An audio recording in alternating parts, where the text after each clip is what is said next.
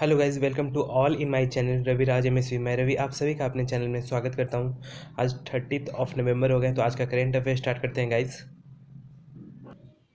So guys, आज का motivation thought है, अगर आपके अंदर कुछ करने की चाहत है तो इस दुनिया में आपके लिए असंभव जैसा कुछ भी नहीं है।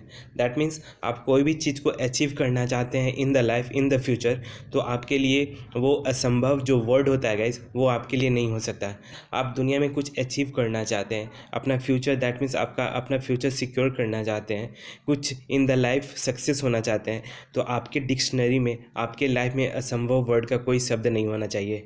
That means you should always think about positive. Okay, असंभव जैसा कोई भी वर्ड नहीं होना चाहिए, ठीक है ना। आप हमेशा ये सोचिए कि मेरा हमेशा विजय हो और हम हर एक काम को संभव कर सकते हैं। हम ये भी कर सकते हैं, दुनिया में जो भी काम है हम उसको कर सकते हैं। तो गाइज़, आप अपना डेडिकेशन के साथ पढ़ाई में फोकस करते रहिए, ठीक है ना। स्टडी करते रहिए, मोटिवेटेड रहिए, और इसी मोटिवेशन के साथ आज का करेंट अफेयर स्टार्ट करते हैं गाइज़।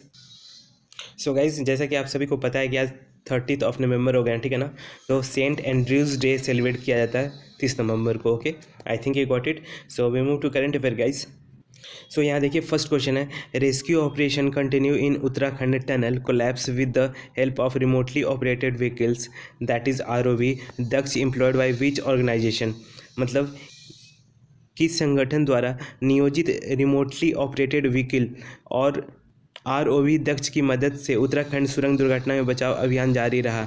सो आपके ऑप्शंस हैं, option HAL, option B DRDO, option C ISRO and option D NOTA. That means none of the above. Okay, मतलब इस क्वेश्चन में पूछा जा रहा है गाइस, जो कि रिमोटली ऑपरेटेड जो व्हीकल जो एम्प्लॉय किया गया है, दैट मीन्स जैसा कि आप सभी को पता ही होगा कि उत्तराखंड टनल में एज ए बहुत सारे 41 वर्कर एज ए फंसे हुए थे, ठीक है ना।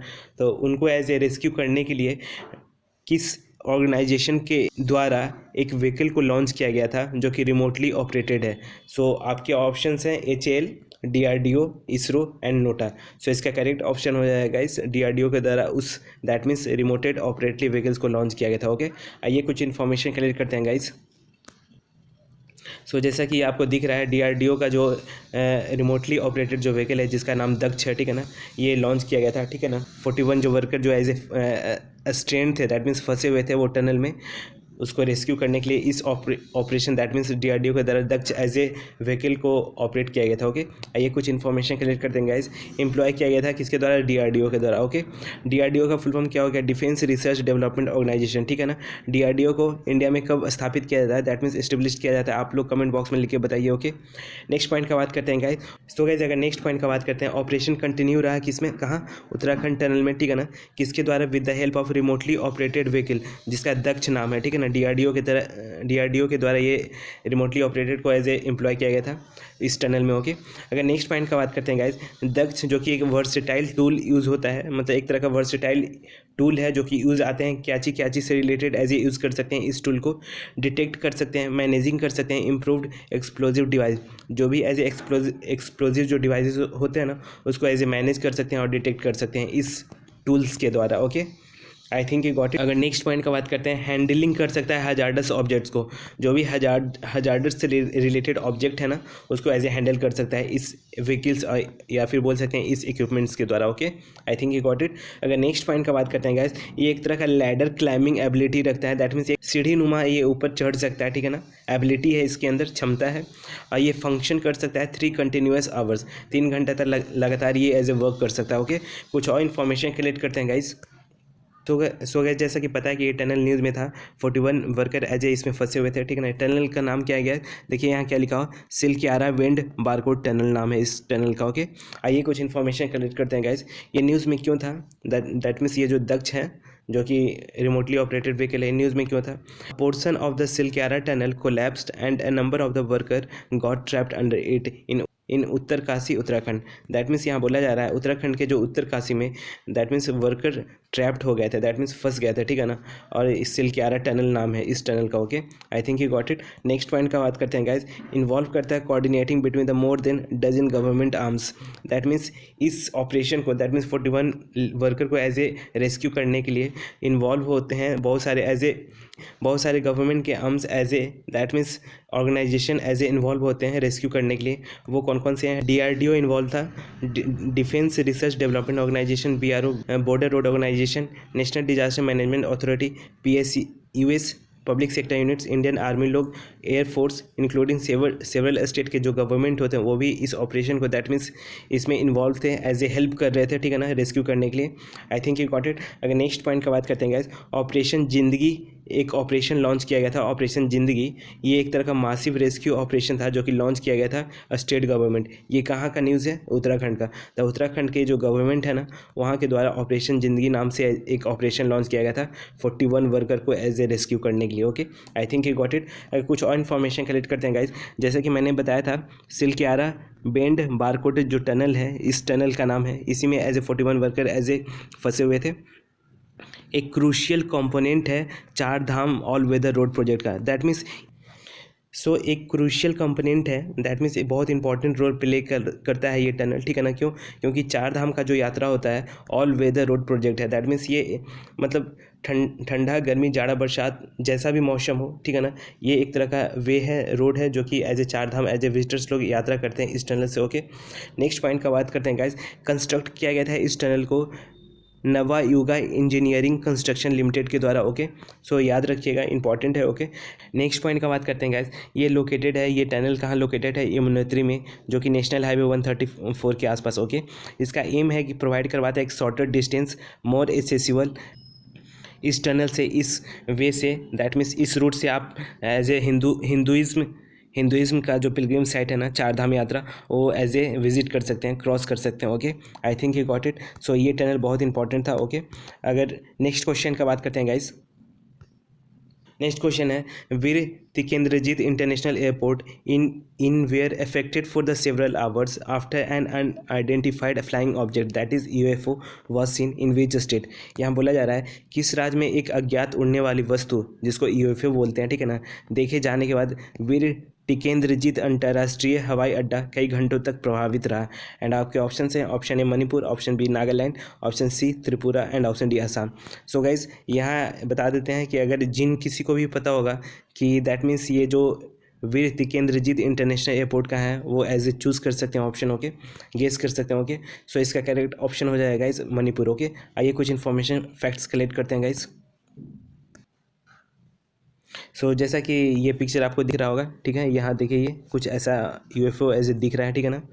आई थिंक ये डिस्कस करते हैं गाइस, ये मणिपुर में देखा गया, ठीक है ना। ये इम्फाल्स का वीर तिकेंद्रजीत इंटरनेशनल एयरपोर्ट है, ठीक है, बहुत इंपॉर्टेंट एयरपोर्ट है क्योंकि ये न्यूज़ में था, ये इससे रिलेटेड, इस एयरपोर्ट से रिलेटेड एज ए क्वेश्चन बन सकता है। सो गाइस फोकस रखिएगा। ओके, नेक्स्ट पॉइंट का बात करते हैं, UFO क्या होता है गाइस? UFO का फुल फॉर्म होता है originally refer to the unidentified flying object, मतलब एक जो कि आइडेंटिफाई नहीं कर सकते हैं उस ऑब्जेक्ट को जो भी एज ए फ्लाई करते रहता है, दैट मीन्स एक तरह का अनआइडेंटिफाइड हो गया। Okay, I think you got it. अगर नेक्स्ट पॉइंट का बात करते हैं, मणिपुर एज ए न्यूज़ में आए, कुछ इन्फॉर्मेशन फैक्ट कलेक्ट कर लेते हैं। ओके, CM वहाँ के हो गए N Biren Singh. Okay, governor वहाँ के कौन हो गई?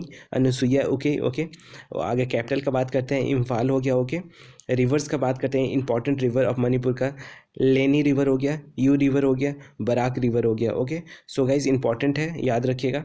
मार्शल आर्ट फॉर्म का बात करते हैं मणिपुर का, तो थांगटा हो गया। वहाँ का एक डैम है गाइज, खुगा डैम, जिसको सोनिया गांधी के द्वारा ये इनोग्रेट किया गया था। ओके, मैरी कॉम जो कि वहाँ की हैं, वो अवार्डेड हैं पद्मश्री अवार्ड 2006 में, इनको एज ए पद्मश्री अवार्ड से अवार्ड किया गया था। ओके, नेक्स्ट पॉइंट का बात करते हैं, मणिपुर का जो हाईएस्ट पीक है वो माउंट तेम्पू है। Okay, I think you got it. अगर नेक्स्ट पॉइंट का बात करते हैं, स्टेट एनिमल का बात करते हैं मणिपुर का, तो संगाई है। Okay, I think you got it. So we move to next question guys.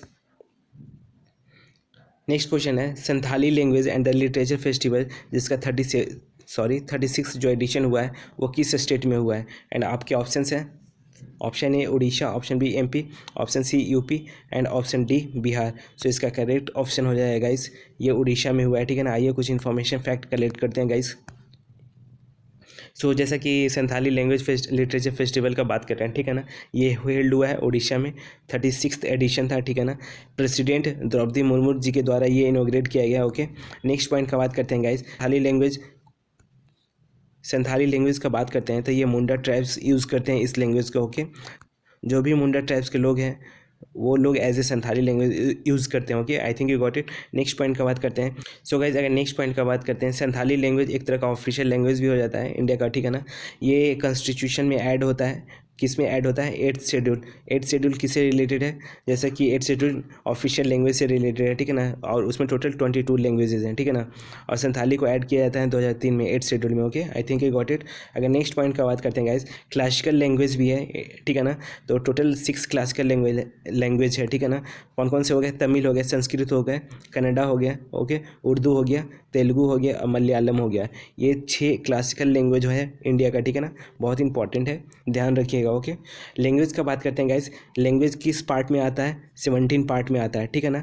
I think you got it. Next point का बात करते हैं, और लैंग्वेज से रिलेटेड अगर आर्टिकल देखते हैं तो आर्टिकल 343 से लेकर के 351 तक है, ठीक है ना।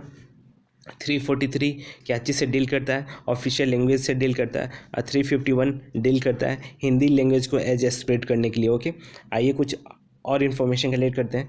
आर्टिकल, जैसा कि मैंने बताया, आर्टिकल 343 ऑफिशियल लैंग्वेज से रिलेटेड डील करता है, ठीक है ना। और आर्टिकल 351 हिंदी लैंग्वेज को स्प्रेड, आर्टिकल 351 हिंदी लैंग्वेज को स्प्रेड करने के लिए बोला जाता है इस आर्टिकल। ओके, अगर नेक्स्ट पॉइंट का बात करते हैं guys, 71st constitution amendment act के तहत कोंकणी, मणिपुरी और नेपाली इन 3 लैंग्वेज को ऐड किए जाते हैं। ओके, 92nd जो कॉन्स्टिट्यूशन अमेंडमेंट होता है, 71st कॉन्स्टिट्यूशन अमेंडमेंट कब होता है और 92nd कॉन्स्टिट्यूशन अमेंडमेंट कब होता है, आप लोग कमेंट बॉक्स में लिख के बताइए गाइस, एफर्ट कीजिए तभी कुछ हो सकता है, ठीक है ना। 92nd कॉन्स्टिट्यूशन अमेंडमेंट एक्ट के तहत बोडो, डोगरी, मैथिली और संथाली लैंग्वेज को ऐड किए जाते हैं। Okay, I think you got it. 21st जो कॉन्स्टिट्यूशन अमेंडमेंट एक्ट था उसके तहत सिंधी को ऐड किया जाता है। Okay, I think you got it. और ये जितने भी एज ए ऑफिशियल लैंग्वेज से रिलेटेड है वो मिनिस्ट्री ऑफ कल्चर के अंडर आता है। Okay, I think you got it. और so we move to next question guys. First women to win the Dhahan prize for the Punjab literature, Punjabi साहित्य के लिए दाहन पुरस्कार जीतने वाली पहले महिला कौन है। एंड आपके ऑप्शन है, option A Deepti Babuta, option B Deepika, option C Simran Kaur, option D Kiran Kumari. So इसका करेक्ट ऑप्शन हो जाएगा इस option A. Okay, Deepti Babuta ने इस पहली वोमेन बनी है जो कि दाहन प्राइज़ को एज ए जीती हैं। ओके, आइए कुछ इन्फॉर्मेशन फैक्ट कलेक्ट करते हैं गाइस। सो जैसा कि आपको ये पिक्चर दिख रहा है, ठीक है ना, यही है Deepti Babuta. Okay, Dhahan prize for Punjabi literature का बात करते हैं, ठीक है ना। सो इनको मिला है दाहन प्राइज़, और इन्होंने जो बुक लिखा है वो हंगर ब्रेथ्स लाइक दिस है, ये बुक का नाम है, ठीक है ना। इसी बुक के लिए इनको एज ए दाहन प्राइज़ मिला है, ठीक है ना। अगर नेक्स्ट पॉइंट का बात करते हैं, साहित्य अकेडमी अवार्ड प्रिया को मिला है 2023 में। ओके, नेक्स्ट पॉइंट का बात करते हैं, ज्ञानपीठ अवार्ड दामोदर जी को मिला है, ठीक है ना। नेक्स्ट पॉइंट का बात करते हैं, सरस्वती सम्मान अवार्ड शिव शंकरी जी को मिला है, ये 2023 का अवार्ड है। सो गाइज फोकस रखिएगा। ओके, अगर नेक्स्ट पॉइंट का बात करते हैं, मिस यूनिवर्स 2023 में श्रेनिस पालकोइस हैं। ओके, लता मंगेशकर अवार्ड 2023 में सुरेश वाडकर जी को मिला है, ठीक है। Lifetime disturbing the peace award Salman Rushdie को मिला है। Okay, I think you got it. अगर नेक्स्ट पॉइंट का बात करते हैं guys, Punjab as a news में है तो कुछ इन्फॉर्मेशन फैक्ट्स कलेक्ट कर लेते हैं। पंजाब के जो सीएम हैं भगवत मान सिंह हैं। ओके, वहाँ के जो गवर्नर हैं बनवारी लाल पुरोहित हैं। Okay, I think you got it. So we move to next question guys. Indo USA joint force exercise held हुआ है किस state of India, that mean India के कौन से स्टेट में ये एक्सरसाइज हेल्ड हुआ है। एंड आपके ऑप्शन हैं, option A Manipur, option B Meghalaya, option C Assam, option D Tripura. So इसका करेक्ट ऑप्शन हो जाएगा इस मेघालय में। ओके, आइए कुछ इंपॉर्टेंट फैक्ट्स कलेक्ट करते हैं गाइज। सो इंडो यूएसए का ज्वाइंट फोर्स एक्सरसाइज हेल्ड हुआ है, कहाँ हुआ है, मेघालय में। ये एक तरह का 14 एडिशन था, ठीक है ना। नाम क्या है इस एक्सरसाइज का नाम क्या है, वज्र प्रहार। Okay, I think you got it. इसका फर्स्ट एडिशन कब होता है गाइस, 2010 में होता है, ठीक है ना। तारकस एक्सरसाइज जो कि एक तरह का इंडिया और यूएसए का एक्सरसाइज है, तर्कस एक्सरसाइज, ठीक है ना। और इंडिया साइड से जो नेशनल सिक्योरिटी गार्ड हैं और यूएसए के जो स्पेशल ऑपरेशन जो फोर्स हैं एज ए पार्टिसिपेट करते हैं इस एक्सरसाइज में। Okay, I think you got it. Next point का बात करते हैं गाइज, टाइगर ट्रम्प जो कि डिजास्टर मैनेजमेंट एक्सरसाइज होता है, ठीक है ना, इंडिया और यूएसए का ही एक्सरसाइज है। मित्र शक्ति इंडिया और श्रीलंका के बीच का एक्सरसाइज है, ठीक है ना। साल्वेज एक्सरसाइज इंडिया यूएसए के बीच का एक्सरसाइज है, ठीक है ना। रन विजय एक्सरसाइज एक है गाइज जो कि इंडिया का डोमेस्टिक एक्सरसाइज है, इंडिया का डोमेस्टिक एक्सरसाइज है, दैट मीन्स इंडिया अकेले ही इस एक्सरसाइज को कंडक्ट करता है, ठीक है ना। अगर नेक्स्ट पॉइंट का बात करते हैं गाइज, अल मोहम्मद अल हिंद जो एक्सरसाइज है, ठीक है ना, एक तरह का नेवल एक्सरसाइज है जो कि इंडिया और सऊदी अरबिया के बीच एक्सरसाइज होता है। ओके, बहुत इंपॉर्टेंट है, याद रखिएगा। और रेड फ्लैग जो एक्सरसाइज होता है इंडिया और यूएसए के बीच का एक्सरसाइज है। आई think you got it. So guys आज का सेशन यहीं पे रखते हैं। कैसा लगा आप लोग बताइएगा कमेंट बॉक्स में, और जो भी इस चैनल पे नया है कृपया लाइक शेयर सब्सक्राइब कर दीजिएगा, ठीक है ना। और अपना ख्याल रखिएगा। Thanks for watching.